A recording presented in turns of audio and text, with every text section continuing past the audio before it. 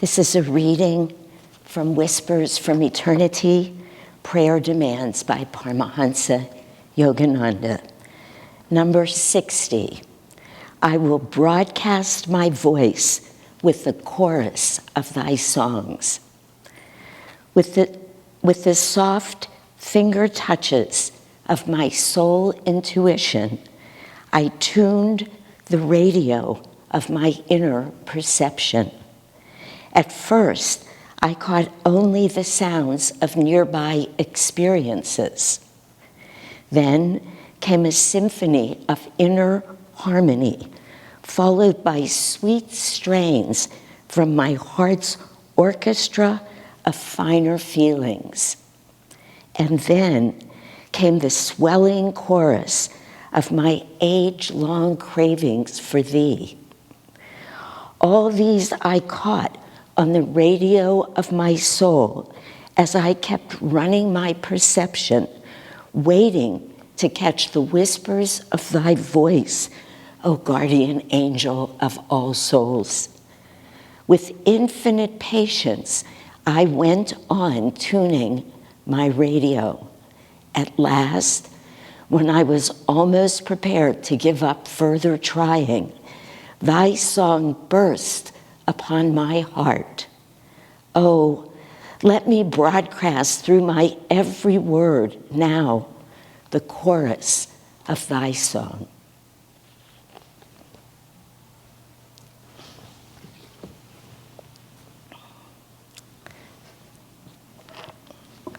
The title of this reading this week, as you heard, is Does God Hide the Truth?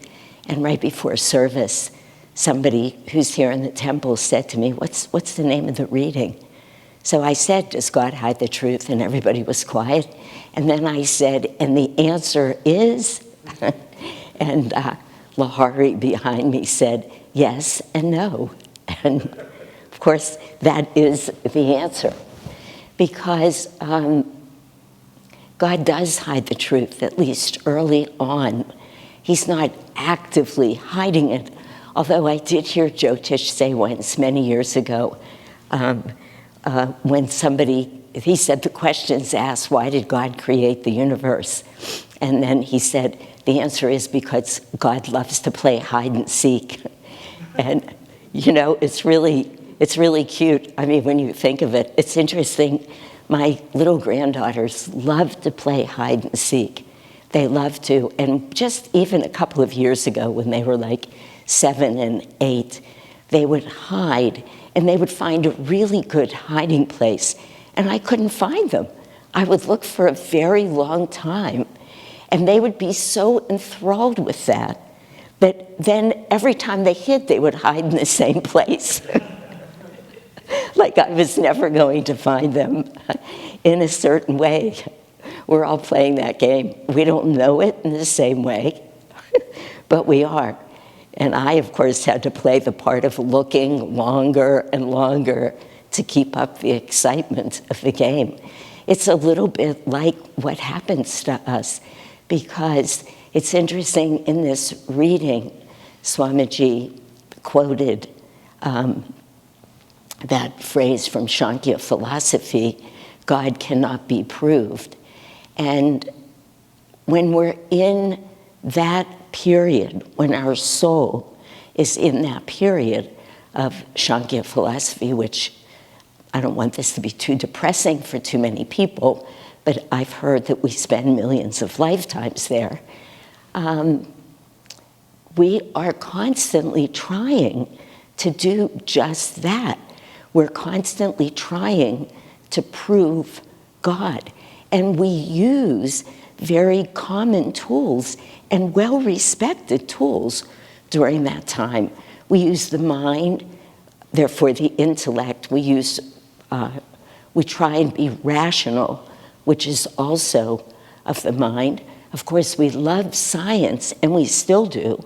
So we look for scientific explanations, and we spend a long time looking, our soul actually longing for that which cannot be proved But it goes on and on. I remember the truth of this, a statement that I made, but I made this statement a few years ago.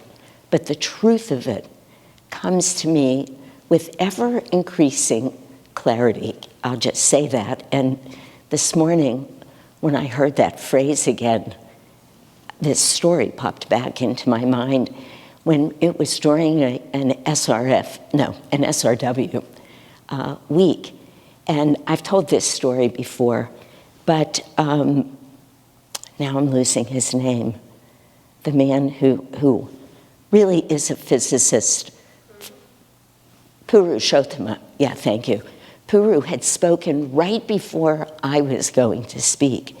And he gave an utterly brilliant talk about how close science was coming to understanding, keyword, consciousness, and to really grasping it in some ways, like where is all of this leading in physics?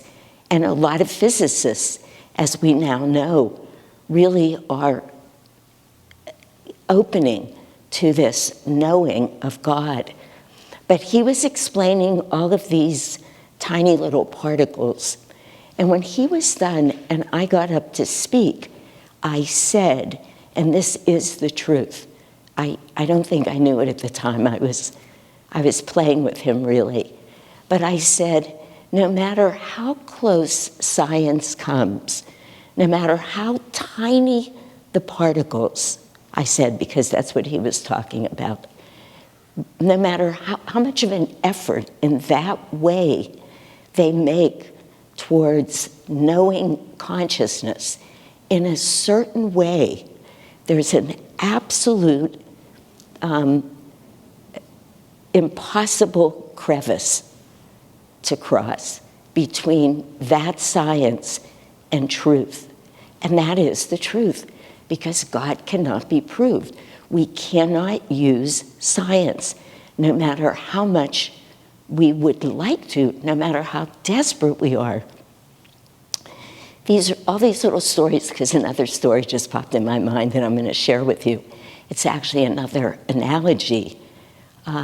They're really speaking to such a deep truth, a deep knowing, a deep awareness that we have to develop to make that leap into faith that will have us really know God, and to get to that place where all we can see is truth. I was on a hike one year. Interestingly, it was up into this place called the Enchantments, which I just spoke about a couple of weeks ago in a Sunday sermon, after not thinking about that hike for years. But we made a lot of mistakes on that hike, and one of them I spoke about a few weeks ago. But after we had spent much of the afternoon up really reveling in these exquisite glacial lakes, and I was saying to my friends, it's getting late, we should really be going. And they were sort of saying to me, oh, quit worrying. And I kept saying to myself, I don't want to quit worrying. I mean, I really knew. I must have had a premonition too, but we were far from our campsite. What happened to us as we tried to go down? Because there was no path. There had been many rock slides. And as we tried to go down, we would hike down a significant way, and then we'd come to this massive, is crevice the right word? I think it is, but where you just couldn't go. You could sit there just wanting to will it to close up so that you could walk straight to the campsite, but there was no way. You had to turn around, go back up to the top, and start down another path. And it's exactly what we do. We want desperately to be able to prove things with our minds. And it is during all of that time that we feel like God's hiding the truth, or life is filled with suffering, or why can't I find the path on this hike? And nobody's hiding anything, really. We just haven't developed our awareness enough yet. We haven't been willing.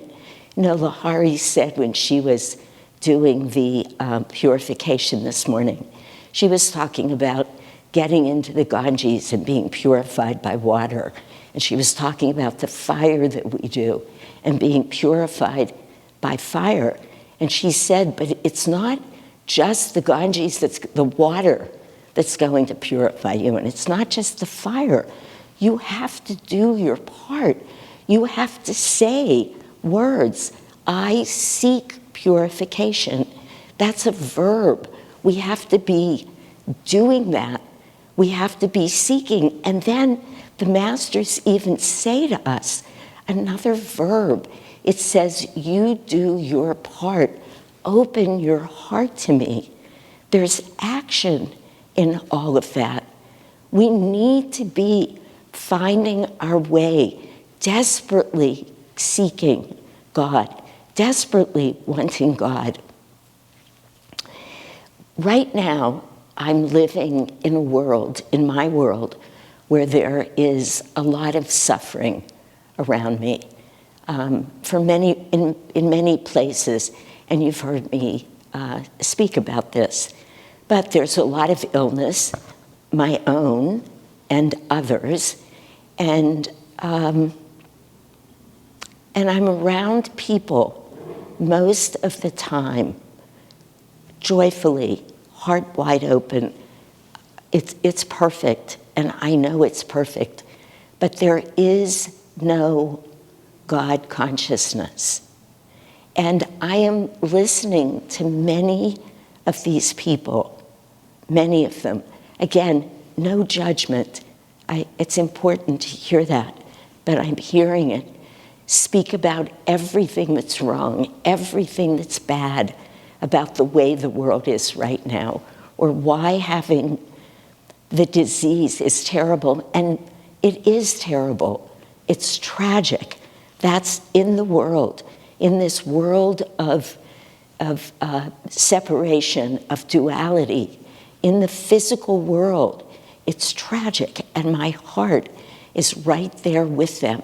But as I listen to it over and over, my mantra has become 1 in 1,000, Shanti. 1 in 1,000.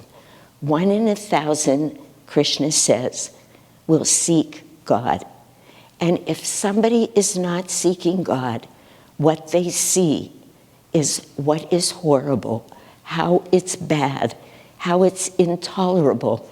And the more that is affirmed, the more real it is, the more what we would call tamasic, it takes them, that soul, further and further, deeper into it. And there is no way to shine a light, speak the truth until somebody's ready to hear it. But I had one amazing experience. I mean, many, many amazing experiences. A couple of weeks ago when I was last in LA with my son-in-law, he's very ill, I've mentioned, with a widely metastatic cancer, going through a very rough 3-drug regimen of chemotherapy, each drug in and of itself extremely challenging. And I was sitting on the bed speaking with him. We were talking about many things. He and I have opened to each other in ways that we haven't been anywhere near in all of the years, what's probably 20 years that I've known him, at least. I don't think we've ever said what I would consider a meaningful word to each other prior to this cancer. We've had a couple of talks about, I guess I would call it spirituality, but how we each hold God. But we weren't talking about that. We were talking about, he's a professor, whether he would teach, how he might teach in September, if he's able, things like that. And then right before I was ready to leave, I was sitting on the bed, he was laying down, and I saw him just put his hand, just like this. And he and I have never touched each other, never. Maybe we've had 2 hugs or something, but I'm just saying so that I'm not exaggerating. I don't remember them. But he reached his hand over, and I just put my hand on top of his, and we sat like that for at least a minute, maybe more. It was so deep, so moving, so healing. When I left and I went back to my room, I said to myself, but it wasn't really me, but what came to me was, if that's what happens for him through this cancer, which again, in this life, in this world, it's tragic. But that moment of, I want to call it God realization, even though it's not God realization the way we usually use that term. But it was. We were together in the divine. We were together in God's love with our hands on top of each other, speaking volumes. And I knew that if this whole cancer was about that moment, that would be a great life. I don't know. We didn't say anything. I don't know how he held it, but I know how I held it outside of that realm of everything's terrible and God's hiding the truth, and why does God make everything so difficult? And if there's a loving God, how many times I've heard this, why would he do this to me? This is what happens when we don't really know that nothing can happen outside of God's will. Nothing. It's impossible. So everything in life is a blessing. Everything is a gift from God. But if you don't know that, you simply can't know that. And then it looks like God's hiding the truth. And that's when people say, why would God have created us? Why would a loving God have done something this terrible? And that's when the Buddha says, the mind that asks that question could never understand the answer.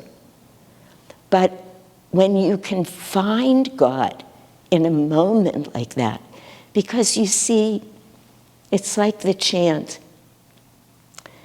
that Biraj picked this morning. And let me just stop for a moment and say, the amazing beauty of being on a spiritual path, of putting your energy, your awareness, your concentration, your willpower into constantly trying to hold your awareness here, which the few people who are in this temple certainly do. All of you who are listening to some degree do, is that we deepen our attunement, which is the whole point. We cannot find the answer outside of the vibration of the divine. The vibration is the answer. And when that happens, the answer comes, the knowing. It comes in a form of true knowing and understanding, and all questions and all doubt just disappear. And what we find is that as we experience that little bit by little bit, the questioning moves away, and we see our way to the truth. It's like scuba diving. You're down in the dark, and it can be very frightening. If anybody's ever dived, you know this. It's beautiful. It's utterly beautiful, and it's so still and so quiet. When I used to dive, I couldn't wait to get down there. There's nothing but the sound of your respirator, of course. You very quickly get used to it, but it's dark. But if you turn up, you might be 60 meters, 60 feet away from, no, I think it's 60 meters, the deep dives, away from that light, but you see it. And when the time comes, somebody taps you and they let you know that your tank's running out of oxygen, you really want to head towards the light. And you have to do it slowly, you have to do it thoughtfully, but you see the light. And that's how we are. That's who all of us are. We see where we're going. It is such a gift. So that, I'm saying this because from yesterday when we had a long meditation here, we were live streaming a long meditation. And then we had a Sevika retreat, a retreat of a group of people around the world who are just committed to this path in a certain way. That's all that's important for now. Suryani read Whispers. I had just that morning read this reading for the first time. I said, let me read it so I can meditate on it this morning and see what comes. She reads that Whispers, and it's exactly the Whispers. When you have a moment, go back and read this reading and read number 60. And then the very last thing that's read is James reading a reading from Awaken to Superconsciousness. I'm going to end this talk with it. Perfect. And then Hari does the purification, and she speaks right to the essence of what we're talking about here. Open your eyes, begin to tune in, and there's nothing that's hidden. And then Biraj does that chant where he says, 1,000 Vedas do declare Divine Mother's everywhere. And once we start knowing that, once we see it, we can't quit seeing it. The Gita says, and this talking about samadhi, now I'm only quoting the Gita, I'm not speaking from experience, but I am speaking from my own little experience, which I am so grateful for. But the Gita says, when you get a glimpse of the divine, it's more than 1,000 suns. It's everywhere. It's huge. Sri Ram Prasad says, my mother everywhere stays. God's everywhere in every experience.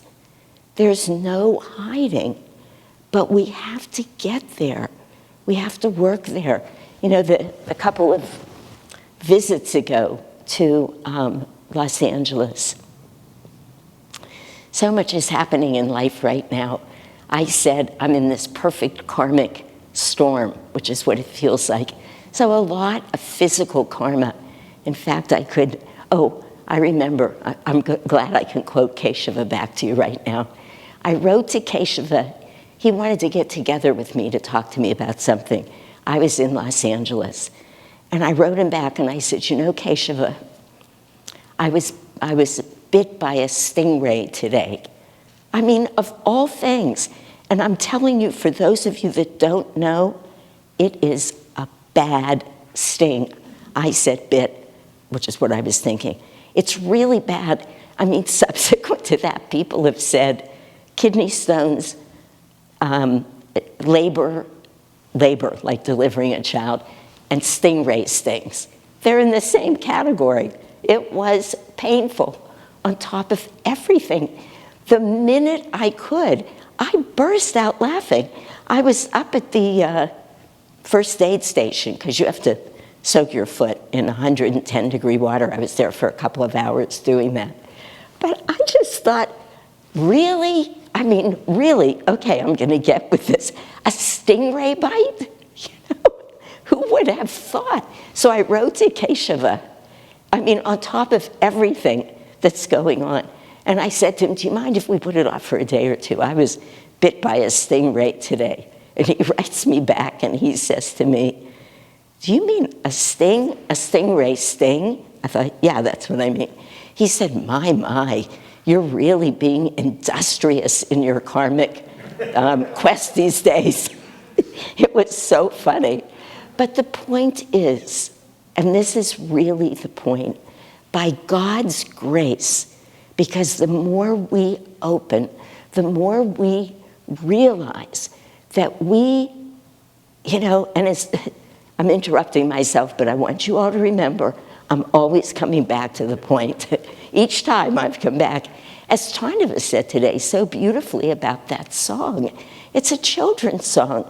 I'm going to tell the truth. I was outside of the temple trying to meditate and go deep, and I heard them practicing the song. I wasn't listening. But the melodies like this, and I thought, oh no, they're going to play that right before I have to get up and give this talk. Not something deep, and there's something really uplifting. That's what I said to myself. Then Tarnava tells the truth. Melody is everywhere, and it's the sound of Om. And that is the truth. It's a vibration. There are people who say to me, it's a vibration that we are constantly trying to tune into. That's why a guru is so important, because he holds that vibration for us. As we say, like a tuning fork, we're drawn to the guru, and we start vibrating to his frequency. And that's the only place, the only way that we can know the truth, that we can attain self-realization, which is this soul remembering its unity with cosmic consciousness. That's what self-realization is. True memory. It's the regaining of that oneness. When Master called this church, the Ananda Church of Self-Realization, what a great affirmation for all of us. But I started to say, so many times people have said to me, you always talk about meditation, not just me, all of us. Isn't there some other way? No, I'm sorry to tell you, there is no other way. But just listen to this about meditation. The first technique that we teach is Hang Sa. When we get deep in that technique, it's a watching the breath technique. You just watch your breath is all you do. But of course, it gives your mind something to do other than being everywhere out there. It begins to bring it in here, where we can actually find truth. So we attain a state of peace. Peace is one of the qualities it's a divine manifestation. It's not being peaceful on occasion. It's being peace. And when we are peace, we are in tune with God. And then we move on, and eventually, many of you know, some of you don't, but you're on your way, we are initiated into a technique called Kriya Yoga. Kriya Yoga, when perfected, brings us to a state of joy, of being joy. Another manifestation of divine consciousness means we are one with God. When we practice the Om technique, when we get to that point when we're listening for the sound of Om, melody is everywhere, because Om is that sound of every atom in creation vibrating. Every atom in creation is God himself. When we're hearing Om, we are with the divine. There's nothing but meditation. Meditation takes us right there. That is the way. There is no other way. Put it down, quit looking, and come and meditate. Take a class, take Raja Yoga, get initiated into Kriya. If you're already meditating, add 15 minutes one day a week. See what it feels like. If you're a Kriyaban and you're practicing a certain number of Kriyas, put one day aside where you double that number. Do whatever we can do. And every one of those, every effort, just dislodges. I've been saying it a lot because it's so clear to me. That's the truth. Because I'm having that experience of what does it really mean when Alan and I join hands, join hearts, find each other in God. Every time we loosen a little bit of that Kundalini, it's one step closer, one step closer. We have these great tools. God is desperately trying to show us the truth. Desperately. Every avatar he sends from a life of whatever. I'm sorry, I'm blocking on the words. I'm going to read them to you in a few minutes. Of infinite joy and freedom in God. These avatars come back. That's God himself saying, let me show you the truth. God doesn't hide the truth. We hide from the truth. There's a big difference there. Turn around, look for the light, and follow it. Otherwise, you are living a life of misery. Everything that's going on will only look bad, difficult, painful. Now, a stingray sting is a small thing as life goes, even one that's still infected 3 weeks later. It's a small thing. I know that. I know that 2 ruptured discs is a small thing. Honestly, even if it requires surgery, I understand. But you know, there is a part of me that says to myself now, I can extrapolate that out, and I can't find what would be a big thing. I can only find in my mind, we'll see when I'm tested, but this is the truth. This is what happens with just a little bit. I feel very humble about this. But I extrapolate and I think, nope, I'd be okay. I'd be okay. I'd be okay. Because it's all God. If I decide to experience that as the divine, that's it. It's so simple. It's so utterly simple. And it's true. Let me close now by reading this from Awaken to Superconsciousness. The 7th stage on the path is called dhyana, or meditation. Dhyana signifies that stage when the mind, calm and fully receptive, loses itself in the light or in some other divine attribute and finds its ego consciousness dissolving in that light. If one is communing with Om, the sound vibration is experienced in the entire body. The soul marvels in this realization. This is what I am, not a physical body, but a blissful manifestation of Om. The light that one beholds in deep meditation, or the sound that one hears, or the love, or the joy, redefine one's self-awareness. One recognizes oneself as a manifestation of infinite truth and longs to become absorbed in it. Spiritual awakening is an unlearning, finally, in the sense of being a process of divine remembering. Ah, yes, the soul murmurs. I recall everything now. This is what I am. Dhyana, the 7th stage, is the true state of meditation.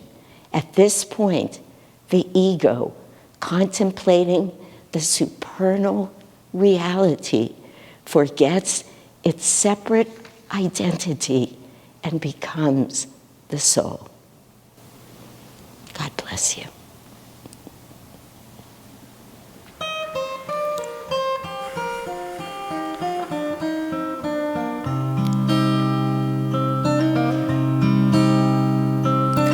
What is love? Is it only ours? Or does love whisper in the flowers? Flowers. Surely we, children of this world, could not love by our own powers. What is joy? Is it just a dream? Or does joy laugh in every stream?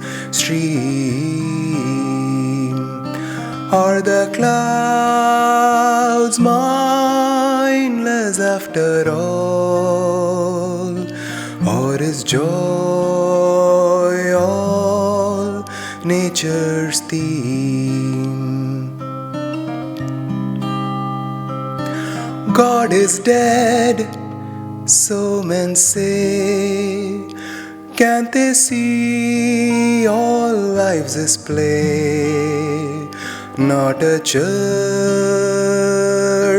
binds him as its own. Not a creed makes him fully known. Foolish we,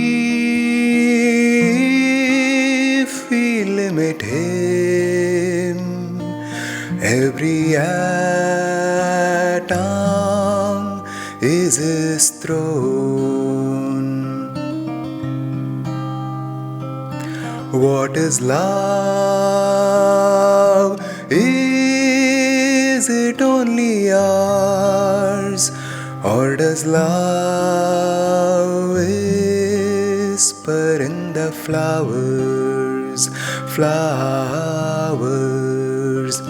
Surely we, children of this world, could not love by our own powers. What is love? What is love? Is it love we touch in the flower?